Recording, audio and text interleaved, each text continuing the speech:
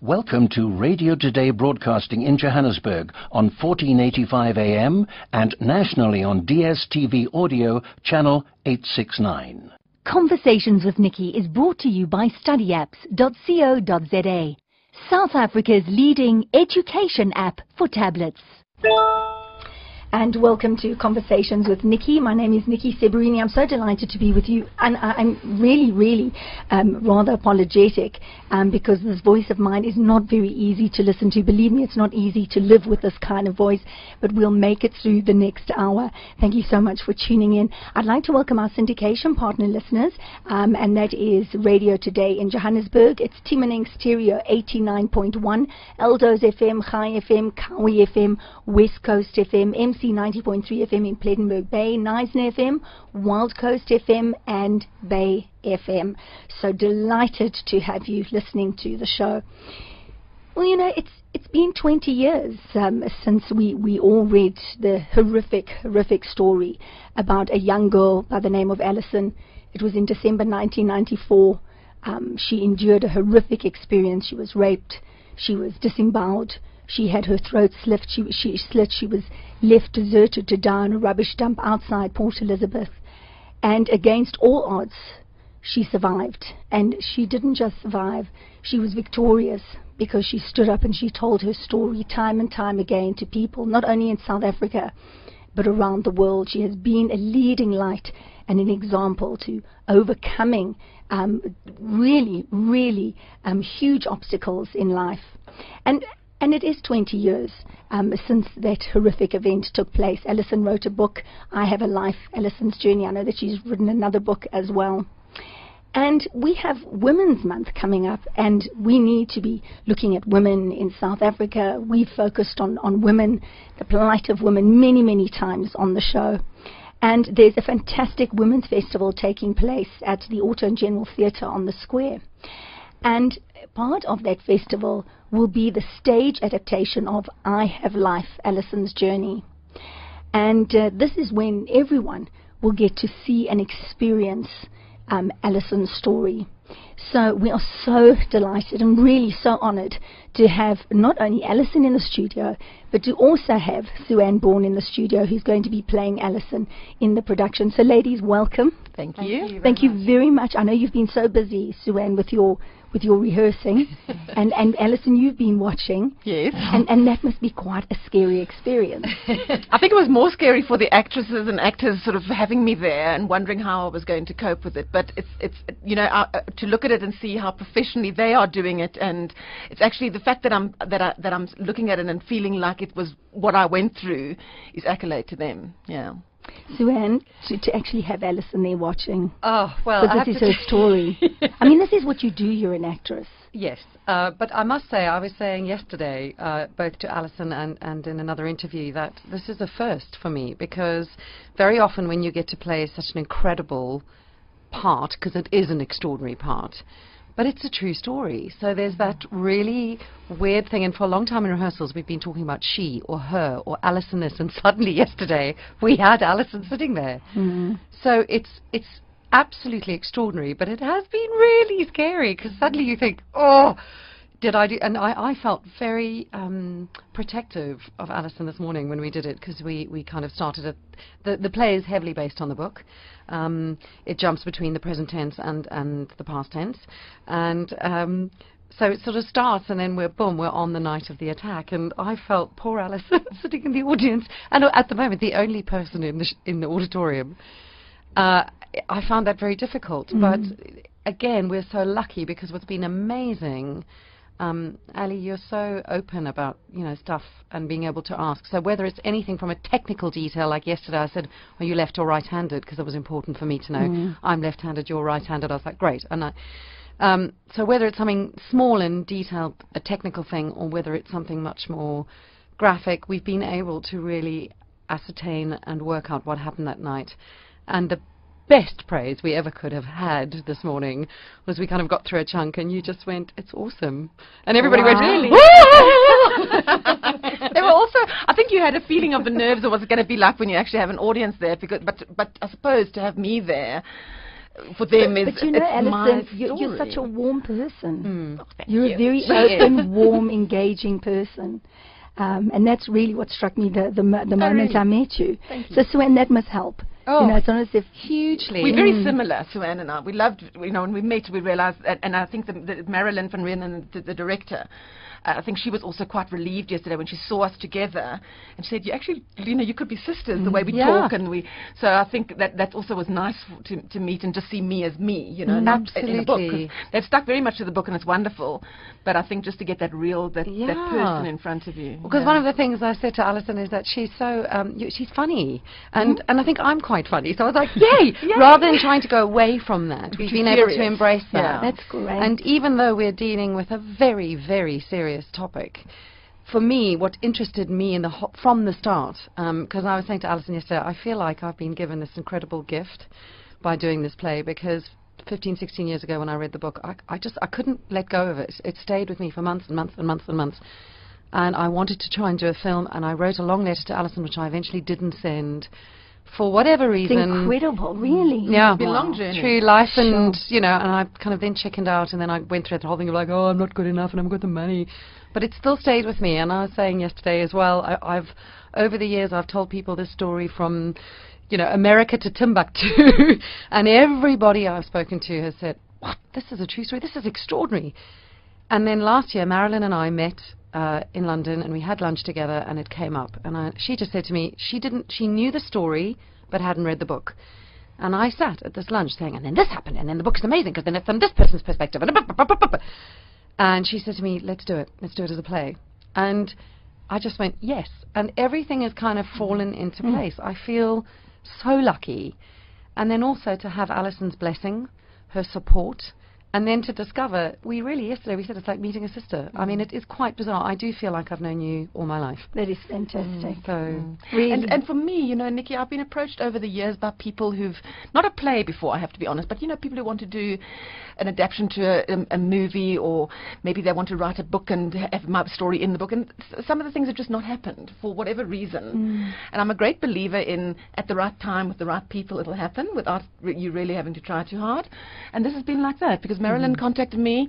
It was actually on my birthday. She knew it from reading the book that it was my birthday, and she wrote to me. Niki, get her when she's feeling exactly. when she's vulnerable. But I have to be honest, and I mean, I'll say it in front of Suanne, it was very much, oh, well, okay, I'll say yes, but I mean, nothing's going to happen from it, because that's how it's been over the years. These things don't always come to fruition. And next thing I knew, Suanne's on radio and kind of saying, yes, she's going to play this part and what it means to her. And it was just so wonderful to me to know that it wasn't just a project and we get these random people. It was something that was very close to Suanne's heart for so long, you know. Of course. That it's not, and it is a true story. I mean, I know it's my story, but I'm one of those people, whenever I see a movie or something, or a book that's based on a true story, it's got a different, you have a different respect for the story. You think, wow, this really happened. And even me sitting and watching the play, I know it's my story, but I watched it and I thought, whoa, it actually was quite hectic what I went through. Because a little bit. When it's me, you just absorb it into your own life. For me, it was just part of what happened, and I know it was a big thing, but I've had to not make it into something that dominates my life. It is part of what I went through. So to have it, the accolades that everyone's giving me, and to actually have it on stage now, I think is going to be special for those people who come to see, but special for me too. It's a whole... Well, what's incredible is how relevant, how relevant it still is. Exactly. I mean, I started off talking about the fact that it was 20 years ago. You know, it was just last year when we heard the terrible story about the young teenager, Anine Boyson, who had the very similar experience, and similar injuries, and she died from those injuries. And again, the nation comes together, and we just can't believe that these kind of crimes happen. So it's so relevant to have your story told again and again, because it's a universal story as well. Suanne, you were going to say something? Yeah, Niki, just to add to that, I think what's also important is that in a country where violence is so prevalent, and particularly violence towards women, and that is not just South Africa, it's universal. What's happening in India, I mean, it's a pandemic. But for me, what makes Alison's story so formidable and incredible is your courage and your will to survive. And the book, I keep saying, because so many people have said to me, oh my goodness, it's such a terrible story and so hectic, and how are you going to do it? And I said, no, the book is called I Have Life. Life. this incredible woman, this amazing woman who's sitting here, chose to fight in the most incredible way. And the woman you are today, and I kept saying that yesterday, I mean, Alison keeps going, I'm not extraordinary, I'm just ordinary. I said, no, you are extraordinary. And I think in a society, as I said, where this violence is prevalent, to be able to show people something that, yes, it was horrific what happened. We're not underplaying that. We're not saying, oh, just glossing over it. But it's how you choose to deal with stuff. And I hope that people walk out feeling empowered, uplifted, men and women. It's been very interesting working with the guys, actually, on this, you know, with the actors, because they were saying, one of them yesterday said, oh, I was quite nervous about meeting you because, you know, you're so lovely. The one guy who's playing one of the baddies didn't want to like me too much, because then he said it's going to be hard to be horrible to me, you know, on stage. Which I think to play the perpetrators is one of the harder things, because they were dark, very dark, and to find that part. So the acting is a great challenge for all you guys. They were these horrific Satanists. But let's go back, if you don't mind, Alison, because you know it is 20 years ago, and for me it feels like yesterday when I read the story, because I felt like as I read the articles and everything, I felt like I was going through it with you. I'll never forget that. Really? There was absolutely, and I'm sure so many people feel the same way. But there are people listening who don't know your story. Of course. And I mean, this is a story that you've told many times, because you are a speaker, you go out, you motivate people, you get people to realize the power of choice and mind, you know, changing one's mindset. So let's go through what happened on that December evening. Okay. Well, it was back in 1994, so yes, almost 20 years. I was just pulling up outside my house. I just dropped a friend off at home, 27 years old, and very... I don't want to say I was blasé, but I was certainly never thought anything like that would happen on my street to me or to anyone that I knew. And so I do admit that I was careless with my own safety and security. I hadn't locked my car door. And as I stopped my car and was distracted and getting some things from the passenger seat, you know, one of them just opened the door. Opened the door, put a knife to my throat and said, move over or I'll kill you. And it's, you know, when I think of it now, it was in that moment that I obviously had that choice of what am I going to do. But I'd never learned what to do in a situation like that. And you don't know. You know, you speak to people and they say they'll never know how you would react in a situation like that. And it was probably from that moment that the decision was made inside myself to stay as calm as I could. That somehow that just felt that I was controlling something. And so that night I was pretty calm as they drove me around. I felt nervous and panicky and fearful inside, but I tried outwardly to show them that I was, you know, I was calm. He picked up an accomplice and they drove me to a bushy area outside. This all happened in Port Elizabeth, a bushy area which is known as quite a dangerous area. It's an area that we always never went to at night. And they stopped in a clearing in the bush. Had they been talking to you while driving around? I mean, did you have any idea? No, not. I tried not. I'm always been the kind of person who tries to look at the bright side of things, and I think I was desperately trying to think that night. Okay, because they were talking quite calmly. They said to me, listen, we don't want to hurt you, we just want to use your car for about an hour. Okay. They said they had a TV problem, they wanted to sort out, someone had stolen their TV. So I was, part of my logical brain that was thinking properly thought this is, it doesn't make logical sense, but a lot of me was saying, okay, that's fine, they're going to just take you home after, it's going to be fine. My blood boil just even thinking about it. You know, and always playing with me, like, because they'd planned what they were going to do. They had been out that night looking for a girl, 2 girls who came forward later whose cars they'd tried to get into, but they'd locked their doors. So they, you know, I was the victim that they had planned to find that night, and they knew they were going to rape and kill their victim. That's what they had plans. They didn't let me know that until we got out to the bush. I think because I didn't want to wait in suspense. I remember just blurting out, well, now what? And that's when they said, well, we want sex. You know, are you going to fight? And that's the thing that I often speak about in my talks, because I think if only I'd learnt a way of fighting, or thought that it's something, if I'd been taught at school, I've often thought, you know, even if it's in school, they teach us how to handle situations, you know, that are uncomfortable, even if it's just in a social circumstance. But I had no clue. I didn't know what to do. I thought I'd actually make it worse, you know, if I fought them. So I decided to not resist while they raped me. For a long time afterwards, I actually almost didn't let myself remember the rape, because while it was pretty successful, in fact, and how you've done it in the play is brilliant. Thank you. Distancing myself from my body. So this detachment, just your body, your mind was elsewhere. I just kept on thinking other things. I don't even know what I thought, but I kept on saying to myself, it's just your body, Alison, it's not you know, and it was disgusting and everything, but it was like happening to my body. And that I know in my later analysis of the whole of what happened helped me cope later with the rape, because I think sometimes when you feel violated or you feel that's a hard thing to take, because then you feel that they took control of you. Well, I never felt that. I felt always that I had that control. thing. Because they talk about rape being this act of power. Exactly. Now, what I kept on reminding myself was, yes, they had power over your body, but not you. Stuff them. You know, it was really that kind of very feeling. Who do they think they if I are? may interrupt, so one of the things that as an actress, I said to Ali yesterday, like, the temptation is always to be like, oh, I know, but I didn't. But you weren't. And in a way, I think the more we do it, and the more we've kind of found that now in rehearsals and working, and I'm so delighted that you are happy with that, because I think, but that also is evident that from the moment they got in the car, even though at the time you didn't know what was ahead and you didn't think that they were going to be quite as hideous as they were, you were already making conscious decisions and choices not to give them the satisfaction of your fear, to be in control, constantly making minute, minute-to-minute adjustments and decisions. And I found that fascinating. I just, you know, I think my courage, you say I was, you know, a career, but I mean, I just felt like an ordinary girl who had something extraordinary happen to her, and I know what I did was courageous, but I think it came from that wanting to be in control. I am someone, you know, and yes, suddenly I find myself in a situation where, how dare they? They come in here and take over. So I think I just grappled and tried to hold on to whatever I could control, which at that time was me inside. Do you think that worked against you? Do you think the fact that you were so calm, and you know you didn't resist, do you think that made them even more angry? No. You know, I did have that question, and I blamed myself and did all of that, because I thought if I'd fought, you know, they planned that night. They planned that night. They talked of it to go and find a girl to rape and kill. I think if I had panicked and I'd fought them in any way, I had nowhere to run to.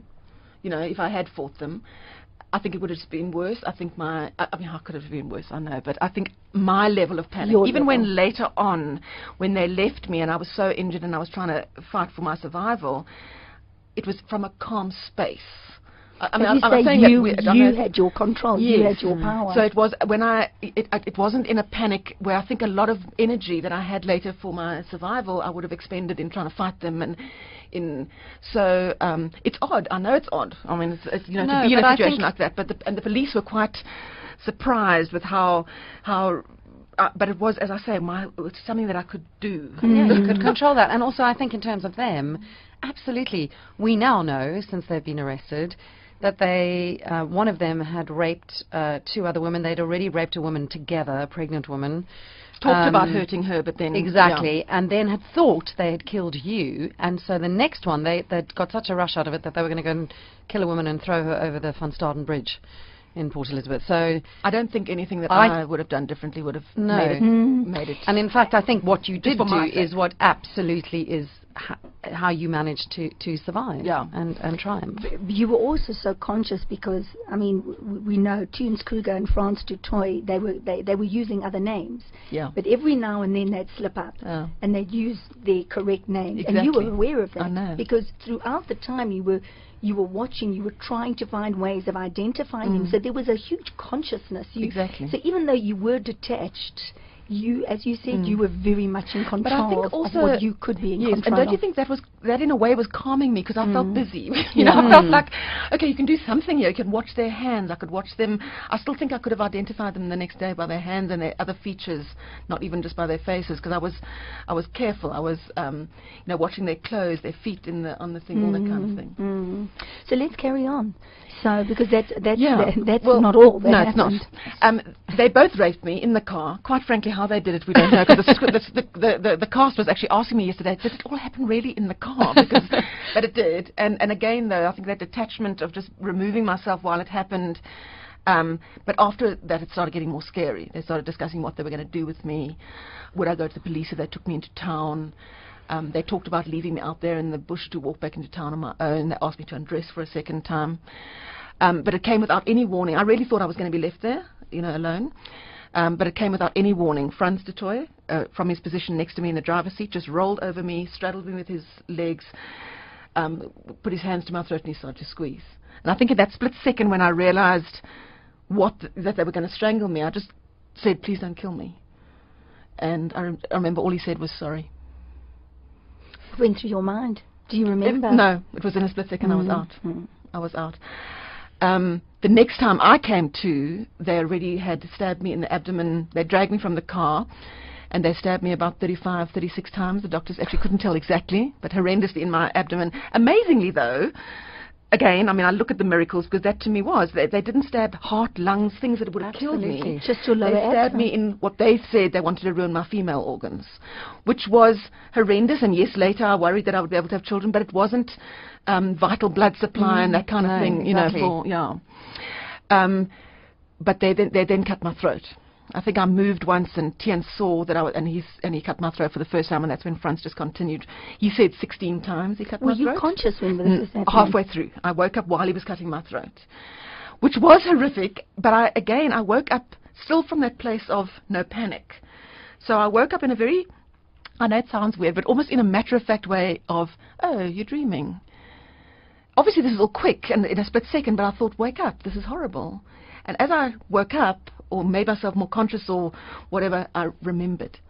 I remembered that I'd been with them in the car, that they'd raped me, that he'd strangled me, and that horrifying. I just thought, this is really happening. This is not a dream. You know, and in that same split second, that instinct of survival or of you know, I don't know where it comes from, but I just played dead. I just thought, just let them think that they've already killed you. And this is what you thought. Yeah, the breathing, what was the most horrific thing, I was trying to tell the cast, the horrific thing for me that whole night was the sound of my breathing, because in fact what had happened, which was I found such an amazing part of the story, and again an affirmation of the miracles, is that the fact that I woke up then is because of him cutting my throat. I actually would have died with the strangulation, where they'd crushed my windpipe, and I wasn't getting any oxygen. And the doctors have said to me I would have died, in fact, of the loss of oxygen. That's what would have killed me. But because he cut my throat, and he cut so many times, he actually opened up my airway by cutting through my windpipe. That is unbelievable. That's just not extraordinary. And is that not just... And they missed your vocal cord. Yeah, but everything else. Jugular vein, carotid artery. I mean, that you know, just, yeah.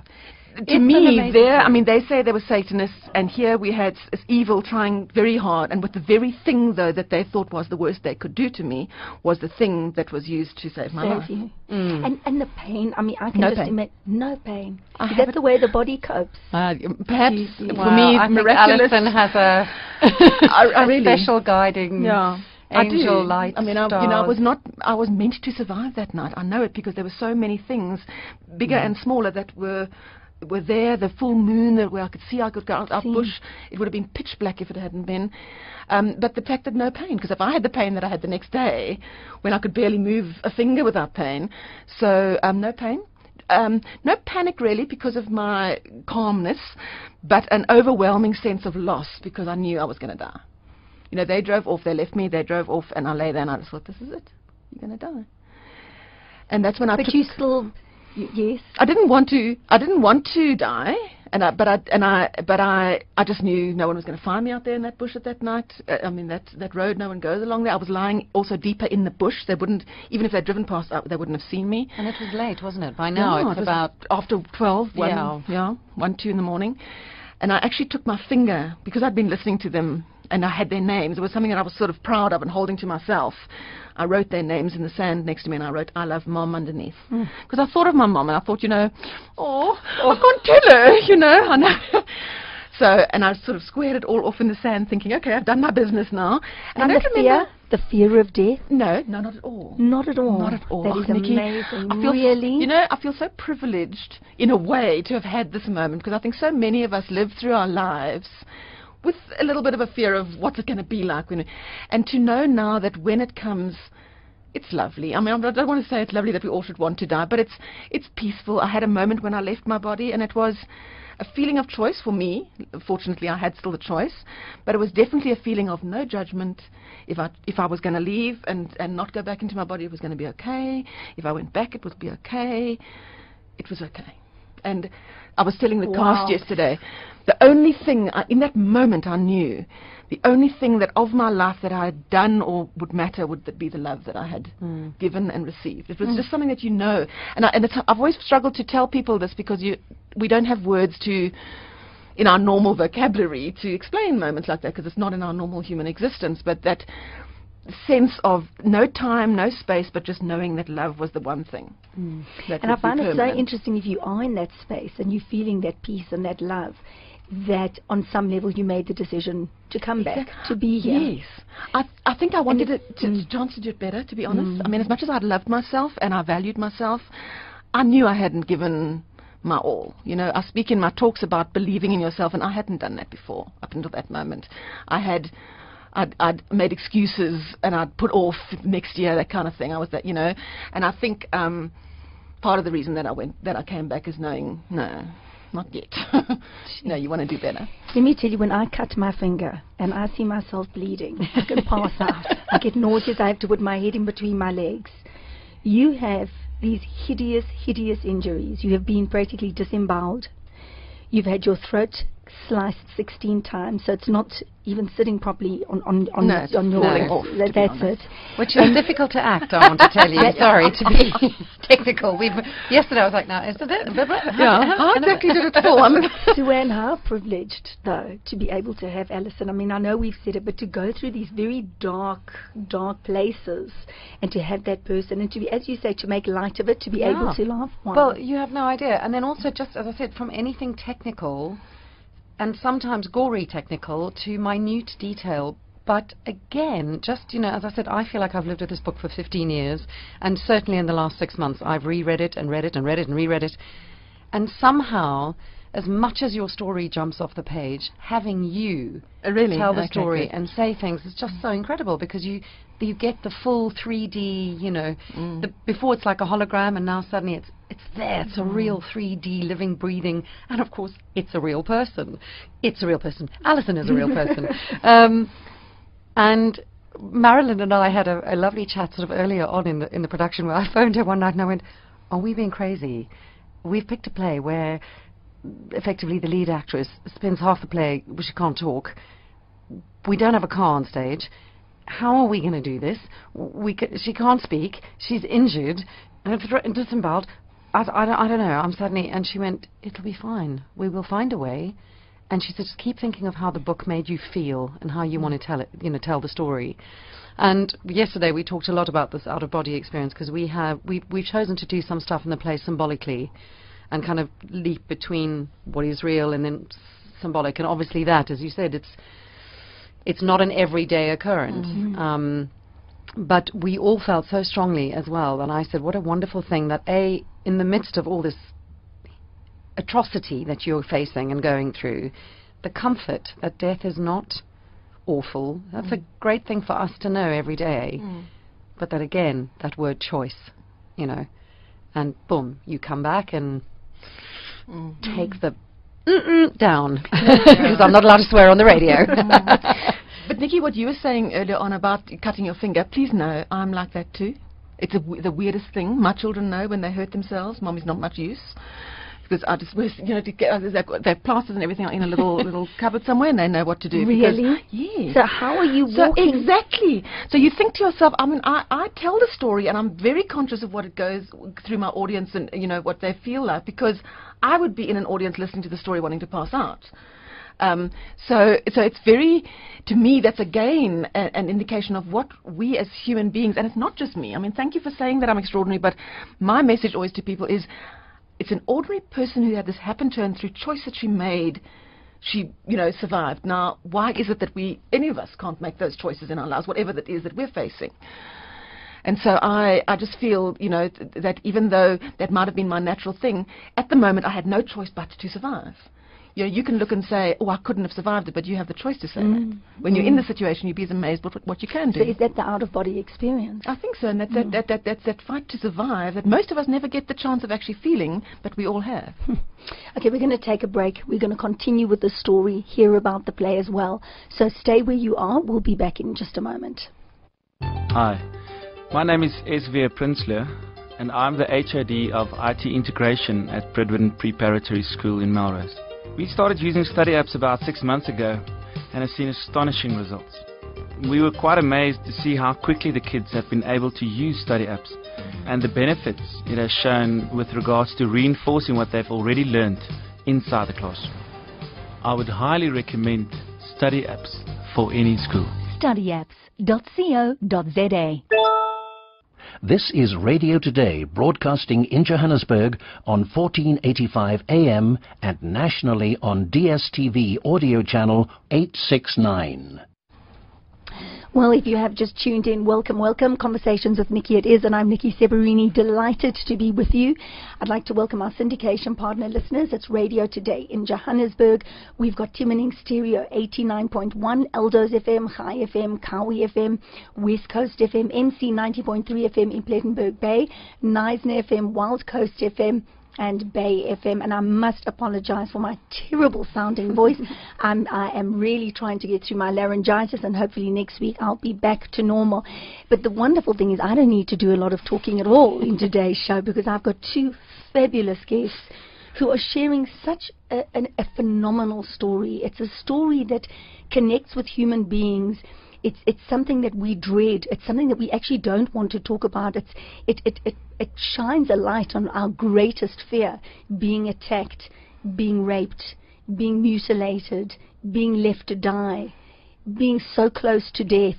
You know, these are things that, living in a very violent country that we do, these are things that it's there, it sits there, but we don't really want to talk about it. And it's so wonderful to be able to listen to Alison's story, and to be able to find the lightness and to hear this extraordinary woman tell her story from such a place of life and light and joy and vibrance. And that in itself, Alison, just having you next to me, there's no victim sitting here. There's only this incredible, incredible human being. As you say, a normal, ordinary woman who's had this extraordinary experience and come out of it the other side.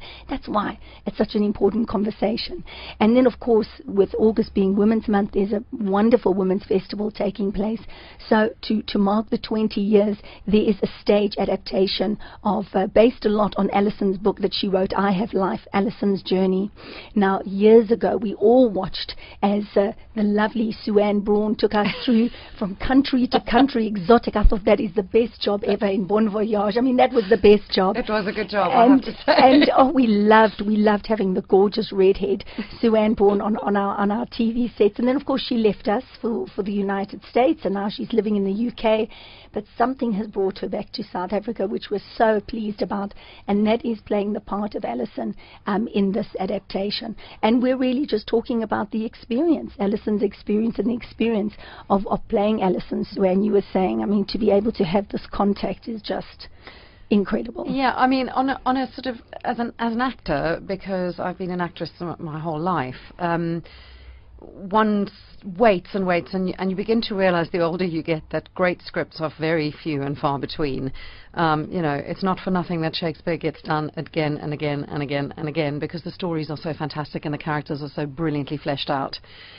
So purely with my acting hat on, to look at a story and go, this is a remarkable story where we see one character, one person's arc, this terrible adversity, the courage, and then the triumph, and then the kind of butterfly, the release of this life. And that in itself, purely on a practical, you know, looking at it, meaty role, going, yes, well, this is amazing.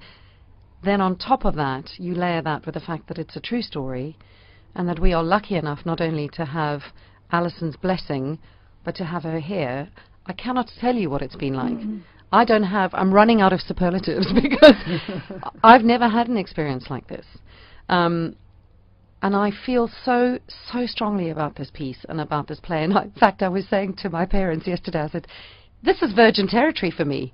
I'm an actress. I'm very used to going, it's all about me. I want to, and for the first time in my life, I'm going, it's all about the piece. The story. The story. I so hope that audiences flock to this, because I feel this piece deserves a massive audience. Because let me tell you, Alison, you don't only have life, you radiate it from every pore. And it's something that is evident in the book, but 10 times more when you meet you, 100 times more. And I'm so delighted that you're going to be here for the opening. Alison will be there on the 9th, which is fantastic, and The in whole our of the first previews, week, yeah, yeah. the whole of the first week. Which will also be interesting for you, I think, because you can see it grow between where it is right now to then.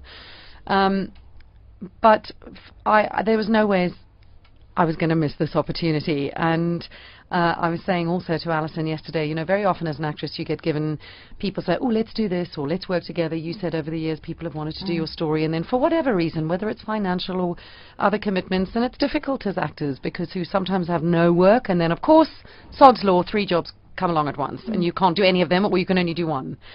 And I committed to this. I came out to see my parents in May, and Marilyn called me and said, come up to Joburg, let's do auditions.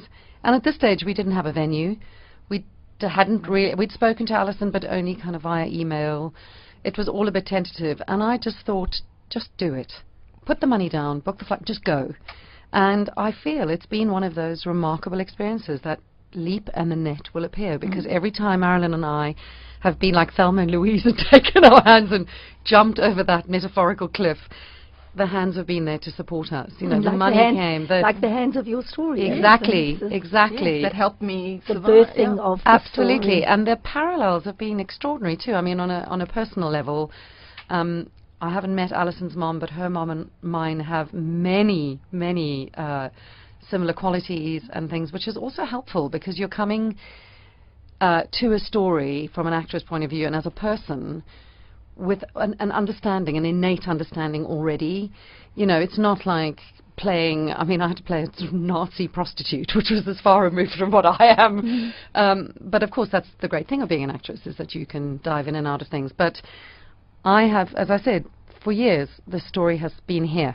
And I feel like I've been given a second chance. So I am willing to throw everything I have at this piece. And I just truly hope. I know theatre's expensive. I know it's difficult. I know it's a pain. It's winter. It's cold, and people don't leave their houses. Nonsense. But this is all come. yes. Yeah. But I truly feel people will leave going, I'm so glad I came. So let me ask you, because you've said, you're an actress and you have to play many different roles. I started off and I said, it's our greatest fear, the story of Alison. We all walk through life and we have these fears that we don't really want to face, and this is a fear. And you're facing this fear. You're becoming Alison. You're having to go there. And even though you're acting it, there's the rape, there's the mutilation, there's everything that goes with it. So you've got to go to that very, very dark place. That must be very difficult for you. Challenging. It is difficult and it is challenging. We're incredibly blessed. We've got a fantastic company. We're a small company, 5 people. Everybody has multiple roles, which also helps. So the guys playing the attackers also have 2 decent characters in the play, so they're not just... and we said from the start, which is why I'm so glad I was here for auditions, because I said to Marilyn, for me, it's going to depend largely on the people we get. Because if you get 2 people or 1 person who kind of goes, I don't want to work like that, this isn't going to work. We have to hold each other all the time. And I've been very lucky in that everyone's been incredibly sensitive. It's been done with great care. We've stopped and started for a long time when we talked about how to do the rape and the attack. Because lots of people say to me, if it's realistic, I don't want to come. And I completely respect that. So we had this challenge of, we didn't want to gloss over it and go, well then, because somebody says to me, well, why don't you just have it all happening off stage? And I was like, well, that's kind of, sort of defeats the purpose of a play, And I think we have found a way to do it, and it's still chilling. It's still difficult to watch, I think. But as in what happened in reality, it's relatively brief in relation to the rest of the story and the journey. But yeah, it's been difficult, and I've had moments where, I sometimes have to stop, and then the boys will come and hug me, and even this morning I left and I said, I was like this, it's shaky. Your body suddenly goes, whoa, you're in a completely different thing. But as an actress, I keep going, I'm never going to get a chance like this again. Really got to dig deep in this part. And yeah, I said to Suzanne, she must be exhausted, because not only are you acting all the time and working at that and remembering your lines, it's an emotional space that you've got to be in all the time. Even when you're doing the, all different parts. You're in the car. I actually thought, for me, that part is very extended. Because it felt like this endless driving around, and the fear inside that you're trying to control, and Suanne does it brilliantly, because there's a lot of voice over of what I was thinking in my head, but then they're there, and I found it very, it was scary for me to see, but they've done it so well. I'm so proud of them, really. You see, that's the thing about radio, is you can't see what's happening in the studio, but every 5 minutes they lean over and give one another a little hug, squeezing of the knee. There's definitely a love affair happening here. I love it. So, Alison, because the story's much bigger, yes. And Suanne, you're talking about this much bigger story, and I do want to go back, because I don't want people just to be left with that thought of you being raped and disemboweled and lying there. There's a wonderful, wonderful continuation of that story. And Niki, I think that's why I still continue to share my story, because I've always said to people, I don't really want to be someone who has to go and just tell gory details. However, as you were saying now, Sarah, and I almost interrupted you, because we can't not show it, because it is, the miracles are only that much more amazing because it was so horrendous, But I share my story because of the choices that I made that are inspirational, I believe, I hope, to other people. That it doesn't matter what it is that happens to us, but it's how we choose to handle it. That, yes, I could have chosen to lie there and die, and no one would have judged me for it, to be honest. No. But it wasn't, that's not what I wanted. It wasn't enough. So I suppose those are the things where, to me, what happened to me was something random, something that they chose, they controlled it, they did it. We all have bad things happening, but I suppose my lesson that I try and share to people, and that I try and say, is that whatever it is that happens to you, you control. And that's what I want so much for people to walk out of the play with. It's something that I actually want to say, and I will say it to you now on radio, but I'll say it to the cast later, that to me, this happened to me, it happened to me, and I share it, but it's almost like it's not my story. I have to give it over to whoever needs to hear it, in a way. Yeah. So the same thing. Now you guys have got it as a vehicle to use to reach whichever audience comes. Do you know, I think the thing also, the word miracle is a word. Poor Niki is just. We'll talk amongst ourselves, listeners, while poor Niki is having a very bad attack of laryngitis and coughing. Never mind, you're in safe hands. I've done this before. But what I was going to say is, I think the word miracle is not something that we hear very often anymore. And I truly, whatever your faith, whether you are agnostic or deeply religious, the miracles that night were absolutely undeniable, and they were there. And, here's a little spoiler alert, but the play opens with you talking about miracles, and it ends with talking about miracles. So if people are not uplifted, then we haven't done our job properly, because you can't help but be uplifted by every single miracle that was in place that night, and then your choice to do with them what you did with each one, and then with you. The fact that Tian, this guy who had limited veterinary surgery knowledge or veterinary science, stopped and took one look at you and went, in his heart was going, but never showed that. Instinctively, somehow knew just to go, it's going to be fine. You're going to be fine. And made you feel for 2 hours, he said, for 2 hours. Yeah, well, but wasn't there someone who came beforehand and drove past? Yeah, that's frightening. Yeah, what happened, after I decided that I wasn't going to give up, that I was going to at least try and get to the nearby road so that someone could find me, I crawled. The nearby road 90 meters away. Yes. Not crawled with one hand, holding my tummy with the other, stood up, had to hold my head on. It's just, but again, it was that, I believe, that same sense of unreal. It was unreal. It was unreal calm, that just do what you have to do. Very unemotional in a way, but just because that was the practical thing to do. Just to hold your head on. Holding your head. I know. When I think of it, I think it's extraordinary. But when I did it, it wasn't, oh, can I do this? You just do. You did it. And then getting to the road and lying in the middle of the road thinking, well, at least someone, whoever comes, will see me. And then, yes, a car came, and it stopped, and the lights were on me, and I was waving my arm to show them that I'm alive, and no one got out of that first car. And it was I panicked, but people have said, oh, don't you want to find them? And who are those people who didn't help? But, maybe they were afraid. You have to ask yourself, what would you have done? There were so many stories in those days of, and it's probably still today, of hijackings and pretending to have a victim, and then they jump out of the bush with the next one. I think that had But just started they didn't even to put be their quite... window down and no shout out, one- are you okay? Nothing. I in fact thought, it's them. They've come back to check, and that was, it was actually almost a relief for that reason that the car just drove off, because it wasn't them. But some people have said to me it's because the miracle that I needed, the next miracle was Tian, and he was in the next car. He wasn't that car. Also, I think that, we as a cast, we were discussing that, because initially the boys were like, how could people do that? How could they not go? And I said, you have to remember, it was 20 years ago, A. B, so it's pre-cell phone, or they just come out, those big old brick ones with the, hang on, let me just unfold my large phone.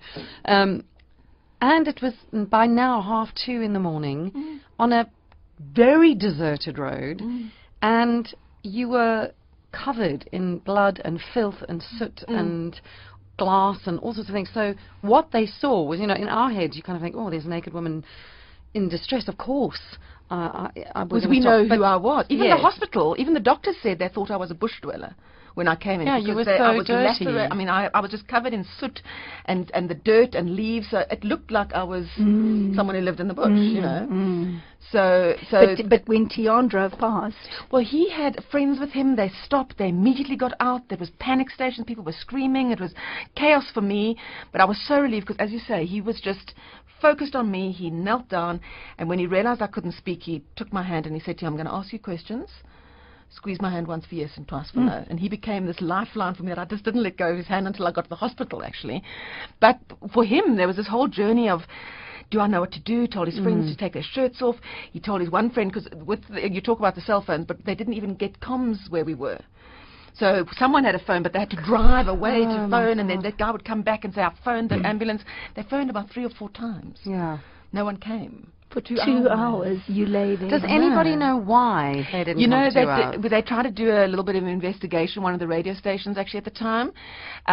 There was stories at that time that a lot of ambulance drivers were using their ambulances as taxis. In the quieter moments, and sort of getting some income, and I think they didn't want to admit to it, but they were busy.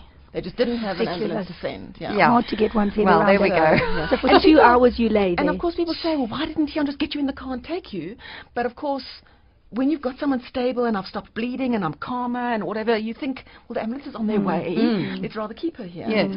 And so before you know it, 2 and you were hours was encouraged by having all of these people there helping with you. Tian. I was encouraged by Tian. Other people were, I didn't even, even shame when, I know they were all doing their bit, but the next day when some of them came to hospital, one of the guys was quite a big, like wrestler type boxer, and when he walked in, one of my friends wanted to stop him. I was like, who are you? They thought he might be one of the perpetrators. Yes. But he was like, and I didn't actually recognize him, No. because he wasn't part of my Tian. It was just Tian and me. It was this amazing bond that we had, and he spoke cute things to me. He was saying things like, you've got beautiful eyes, keep them open, look at me. I'll take you on a date when have you got a boyfriend?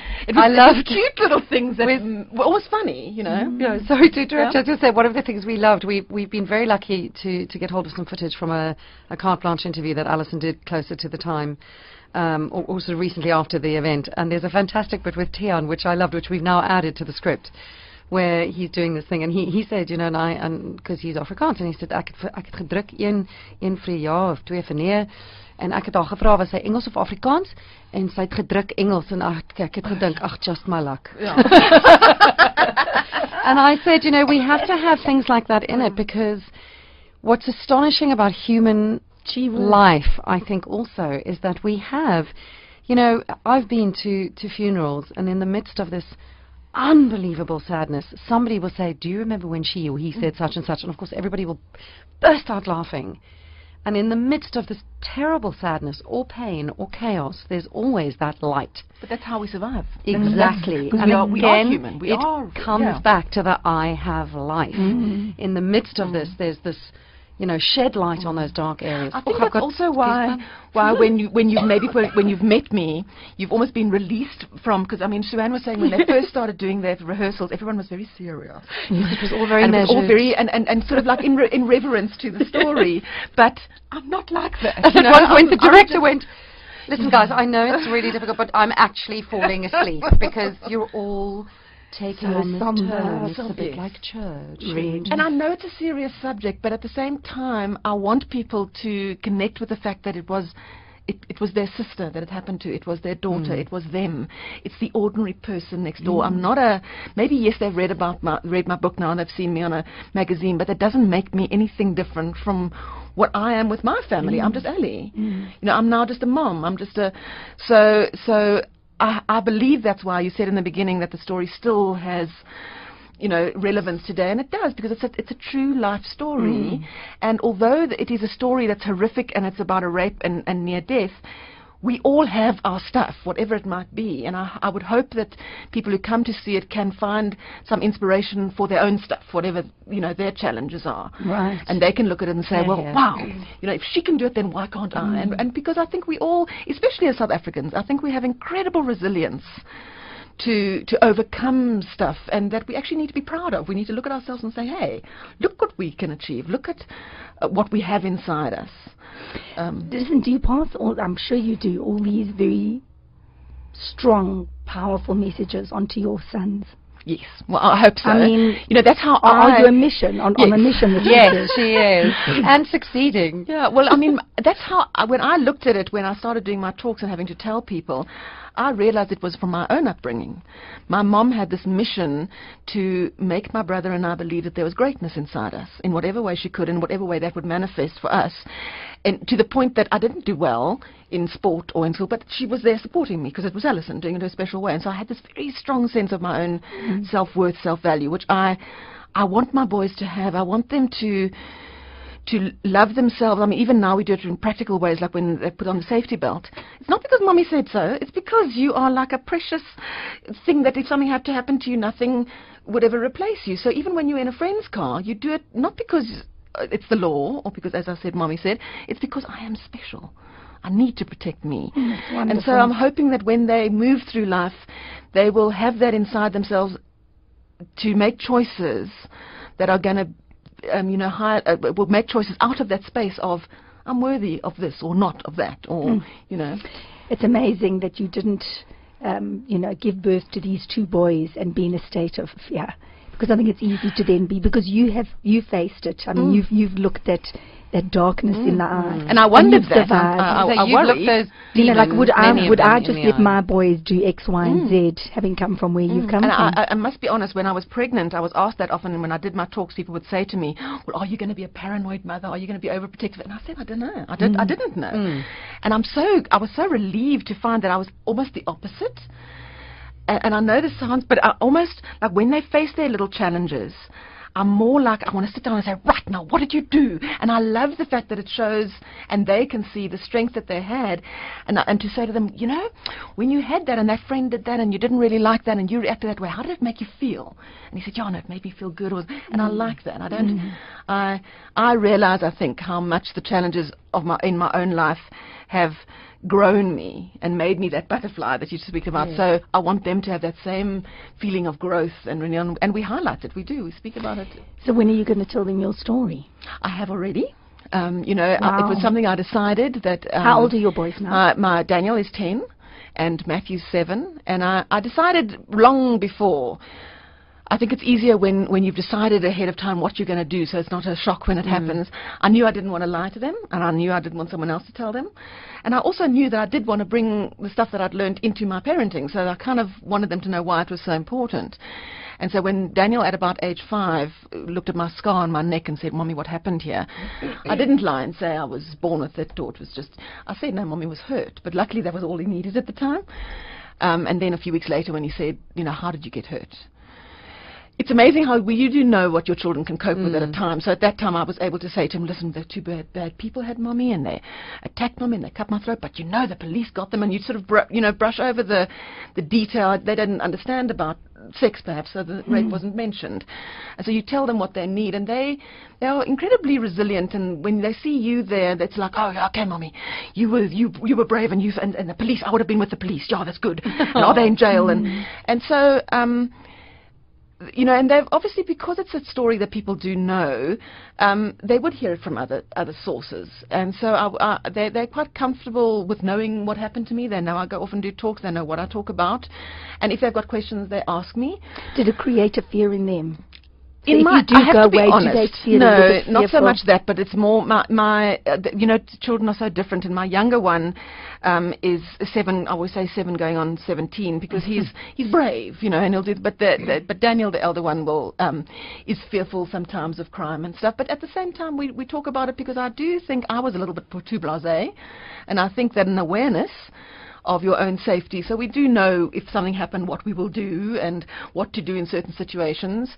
They both do kickboxing, so at the moment they would just see it as an opportunity to use their kickboxing if anything had to happen. But yeah, I think I prefer to be more open and talking, and than it be something that is something that comes up later, and then they'll maybe wonder why I haven't told them. You know? Yeah, I think it's very interesting. Okay. When you told them and how they responded, because I think sometimes we underestimate children. We think we have to protect them for a lot longer, whereas this way they have time to process. As you say, they then decide, and you would read from them how much they are ready to hear. I'm also I'm also a great advocate of therapy for myself and for them. I mean, you know, I'm now a single mom. I've been through a divorce, and even during that, there was a time when they had to go and see a psychologist, which was, I think, wonderful that they know that there's a space that's not, you know, at home, but someone else who can sort out some of the feelings and stuff. Because I think we mustn't also expect them just to handle everything without fears that might crop up, and I'd rather have that open for myself, I know, and I will leave it for anyone if there are going to be issues that are out of the normal experience that we go through, to have help with that, so that it's not something that I would hate to think that any fear of, because of what had happened to me, was something that they later on in life, you know, brought up issues. Now, I mean, when you went to court and you faced your attackers, that must have been a very scary time. Mixed emotions. It was scary, very unexpectedly, to be honest. I thought I was going to be fine, but the fear that just, it was like a wash of water over me as I saw them. But it was also a triumphant moment, because I made sure it was going to be. I was going to be strong. I was going to not be. Did you not want to hurt them physically? No. No, not at all. You know, I do. Me too. I'm afraid that the theatrical Alison wants to very much. Okay. No, it was you know, and I know this sounds weird, but I almost felt sorry for them as human beings, to be able to be the kind of people who would do that. I didn't understand it. I couldn't grasp. Nothing in me could grasp how two people could do that without any provocation, without anything, to a complete stranger. And the court case was actually more a fact-finding information time for me, of trying to see them and hear their story, and and a lot of what they said was just information. In fact, I would get quite surprised when my name was mentioned in court, because it was like watching a courtroom. And I think that's how, by distancing myself like that, was a way also that I got through it, you know. Have you forgiven them? Yes, but for my sake. I think, and I do believe, that the fact that they're in jail has helped me get to that space. And I when I say for my sake, because I don't want to feel angry. I don't want to have that for me.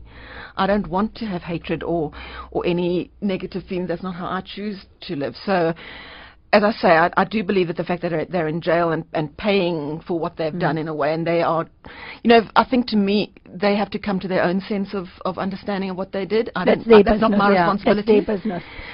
That was a huge release for me, to realize that responsibility, all I had to take responsibility for, was from the moment after.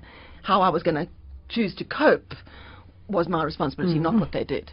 No, I was just going to add by saying that, again, it comes back to that thing that you said, that actually the only thing that matters is love. Because looking at it, and we've talked a lot on, you know, in the cast, that just about if somebody has love, they probably wouldn't have turned out like that. The fact that they have, yes, and what they did, and I agree, the punishment, I'm glad, was sufficient.